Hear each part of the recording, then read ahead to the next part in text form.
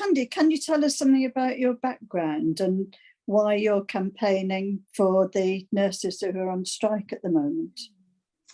I can, yeah. So I'm a registered nurse. I've been a registered nurse since I started training in 1975, so that's nearly 50 years.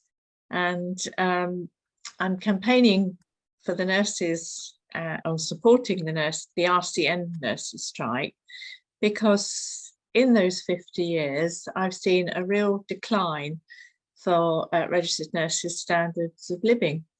And I can say when I started out and we trained, the job wasn't half as demanding as it is now, and yet the pay was matched the job, if you like. So we were valued. When we trained, there was sort of an expectation that we would get a mortgage and be able to afford holidays and cars and things like that. Nothing grand, but enough to be part of other professionals that of a similar standing in the community. So yeah, I had a mortgage, and obviously my mortgage is paid off now, drive a car and have holidays. And what I'm seeing now, the decline over those years, is colleagues, younger colleagues, who have to find alternative employment because they can't sustain any kind of standard of living with the wages that they get at the moment.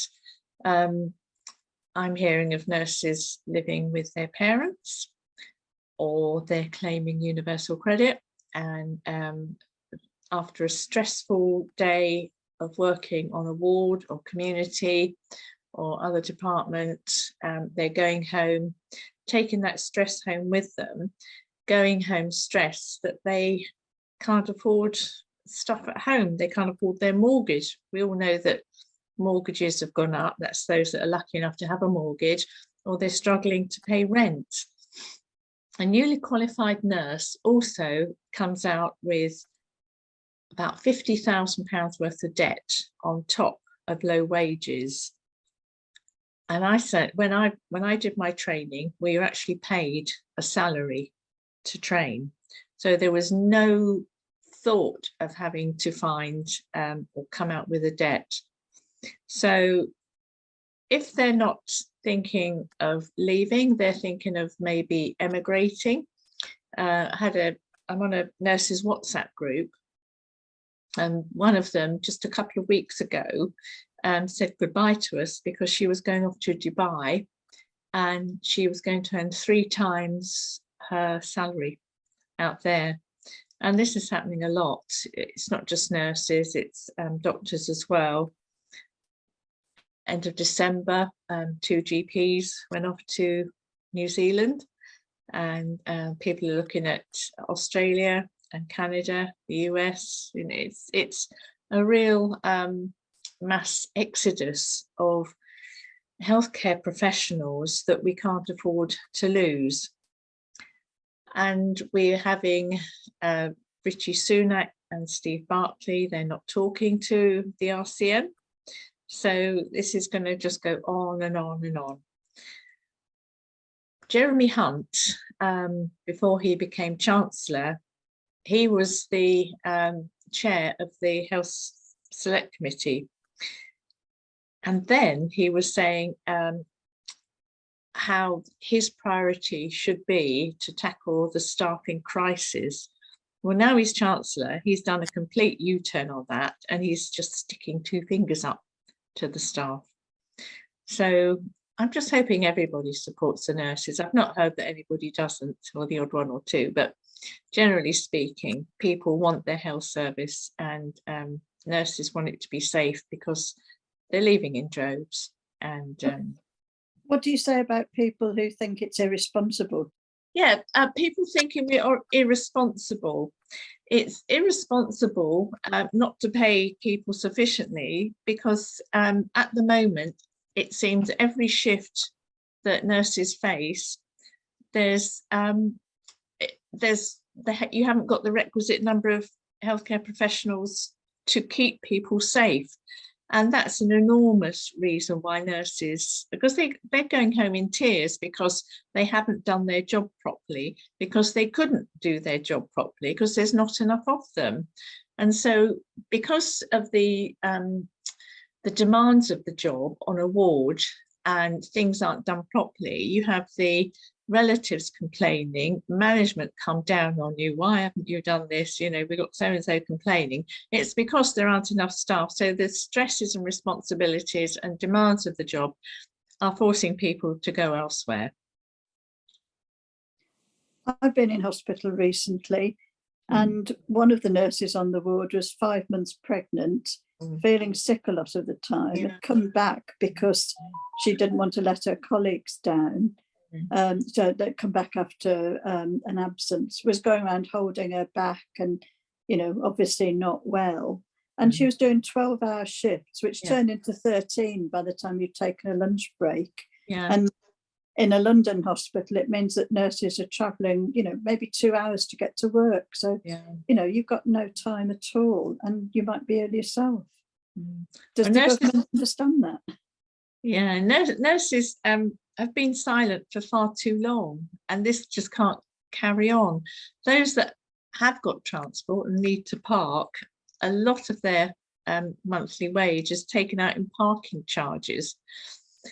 If you think of what MPs' privileges are, they get paid to travel to work, they get subsidised food, they get breaks, you know, it's a cushy number compared to a nurse. They'd never survive a 13-hour shift. And there's something called nurse's bladder, because we can't. If you spend any time with a nurse, they're the last ones to go for a wee, because you just can't go. You haven't got the time to go and have a cup of tea, so you don't need to go for a wee, and then you just, so it's a real mess, and it's just so sad, and people don't realise how bad it is until they start the job, and lots of the younger ones are going. What kind of support do you want from the public? Well, I'd like to see them support the strikes. I'd like them to lobby their MPs. Voting is going to be difficult in the general election because obviously the Tories are hell-bent on privatisation, and this is one way of doing it, is to destroy the NHS so that it's ripe for privatisation. That's, if anybody wants to watch the great NHS heist on YouTube, Groundswell on YouTube, Under the Knife, there's another one, the Dirty War on the NHS. So they're all available on YouTube. But Keir Starmer and Wes Streeting, both of these people take huge donations from private healthcare profiteers. I think Starmer got 95,000 from a chap called Martin Taylor, who is to do with United Health in America, which is an insurance-based company. West Street in the same, Trevor Chin, you know, Sir Trevor Chin now, he stumped up 50k. So it's quite sinister on both sides of the house. The politics of it, it's up to the public to demand that they have a public service and not an insurance-based service where you can be denied treatment. So we need a fully functioning NHS with staff properly recognised in their pay packets.